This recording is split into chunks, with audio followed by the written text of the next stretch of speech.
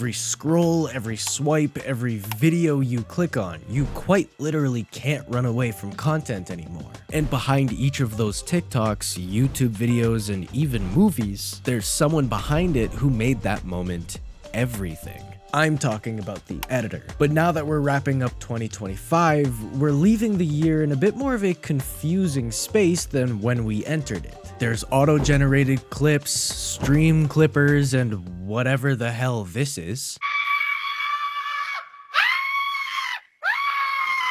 But on the pro side of things, the tools have gotten a lot better, and the access to start has never been easier. So if you've recently asked yourself, should I even try to learn how to edit? Is it even worth my time and energy? I say yes, because whether you want to go pro working with large creators and collaborators, or building your own channel, or let's say you just want to dip your toes into something new, the main factor in that decision will never change, and that's because editing still matters. I like to believe that editing is still one of the most open, creative, and slept-on skills in the creative space. But the way that we approach these gigs and potentially your career, that's changed. So before you dive headfirst into timelines and YouTube tutorials, I want to take a quick second to talk about what's actually different now. First off, the bar is higher and the editing community is even more diluted. Everybody's editing now. Every creator, every brand, and every friend of a friend who just downloaded CapCut. By the way, can we please move on from CapCut already?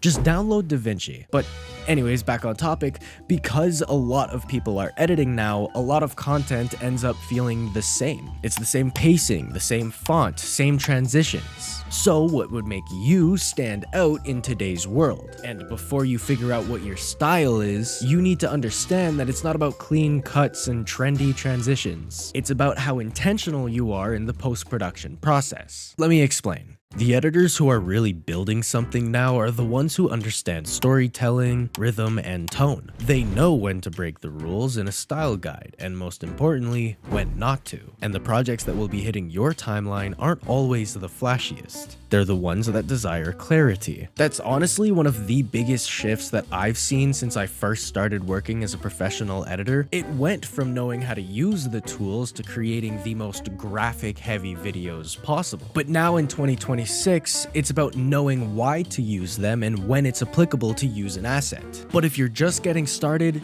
don't even stress about being perfect. Focus on building your taste. Find your style. Is it talking head content like this, or something you can do some VFX on? You know, the stuff that can't be easily copied or replaced by AI. The shit that makes you stand out to a content creator who's looking for the exact same style, just on the other end of the conversation. Now let's get real here. Zoom in quick. Yeah, perfect.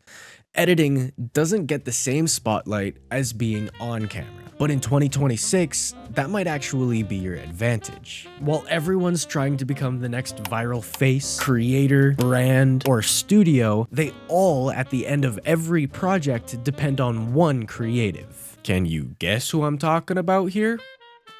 Quietly and consistently, editing has become one of the most in-demand creative skills across the board. We have YouTubers uploading long-form content weekly, podcasters needing full episodes synced and needing clips, streamers outsourcing highlights, agencies building content calendars, even indie Steam games and short films looking for post-production help. And just to tie a bow on it, people don't realize how many doors editing can really open. You can freelance, you can get hired by a team, you can build your own channel as a way to start, or do client work full-time and on the side be making your own content. That's what I do. And if you still don't know where you fully want to go, but you've been testing the waters a little bit, I recommend you check out my video on how to take editing from a hobby to full-time. It really goes in depth with career paths that editing can take you. So overall, to sum it up quickly, there are many routes you can take in the social media editing realm. But what matters the most is that you stay true to yourself. You prioritize yourself. And understand that it's not about being the #1 best editor in the world, but the best #1 editor that you can be. I should really put that on a poster or something. Would you buy that? So now you're probably sitting there thinking, so should I learn how to edit? Yes, come on. lock in. Possessing the ability to edit lets you take a simple idea and turn it into something that just feels right. It's one of the only skills where you immediately see progress from version 1 to version 2. And even then, let's say you don't want this to be a full-time job. Editing sharpens skills that you can use everywhere. Storytelling, timing, design, communication, multi-step planning. And if you're already working in the creative space, just not as a video editor, learning how to use softwares like Premiere Pro and After Effects is just adding more weapons to your toolkit. But if you're just starting out, don't go looking for shortcuts and don't replicate someone else's pace in their journey. It's kind of like learning a language. You don't immediately start writing essays, but you learn how to translate everyday words. Download some footage, whether it's yours or someone else's, throw it into your software and just try to make it work. At first, don't even think about adding transitions, doing sound design, or what the final version should look like, because you need to make mistakes and understand the goal right now isn't perfection, it's momentum. Get used to your software, build confidence hitting export, make edits you're proud of, even if no one else sees them. So to wrap back around from the beginning, yes, learning how to edit can benefit everybody. And if you've been circling around the idea waiting for the right time, this is your sign to start now. Fuck around in a timeline, mess up, and finish that version or that project. Then do it again. Now let's say somehow I convinced you to edit, and you start out excited, motivated by every cool video idea, but somewhere in the process between your 10th project crash and your 6th hour tweaking a cut, it turns into a problem. That's why if you're just starting out, the way you start matters just as much as what you're learning. Because burnout doesn't just hit pros with deadlines, it, if anything, hits beginners more. And it doesn't help if you try to speed at the pace of a professional. So here's how to start your editing journey without frying your brain by the second week. First, don't edit every day. At least, not at first. Give yourself breathing room and time to recollect. Second, avoid perfection mode. This was my biggest struggle starting out because I'm very much a perfectionist, and if you would say you're the same, you're going to watch the same edit over 30 times and still hate it. That's completely normal though. Take a step back and remind yourself of the full process, that version 1 isn't going to even compare to the final product.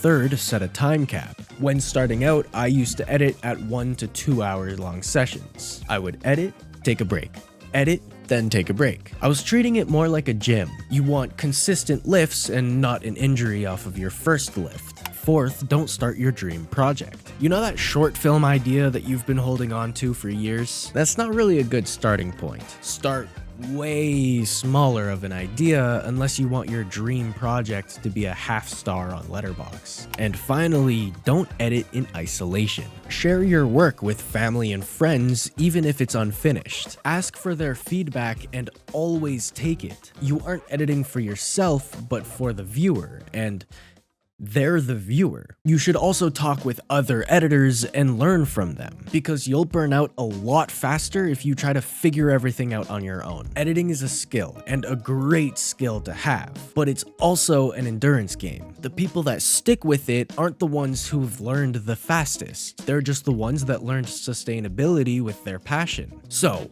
one last time, should you edit in 2026? And if you made it this far, I think you already know the answer. Yes. Not because it's the next trending topic, and not because it guarantees views and income. You should learn how to edit because it helps you tell great stories and gives you control of your own creative voice. Imagine getting a really sick video idea and then having the assets and knowledge to make it the same day. Start slow, get curious, and mess up a shit ton. And most importantly, remember that most of us didn't start out wanting to become a video editor. We just wanted to make something cool, and along the way, we fell in love with the full process. And obviously, I can't speak for every editor ever, but at least for me, that's how I got where I am today. Happy holidays and happy new year to everybody. If this helped you in any way possible, throw down a comment, I would really appreciate it. And while you're there, I would love if you shared where you're at in your editing journey. Thank you so much for watching, I really appreciate it. And the most important thing that I want you to take home from this video today is the rest are just tools.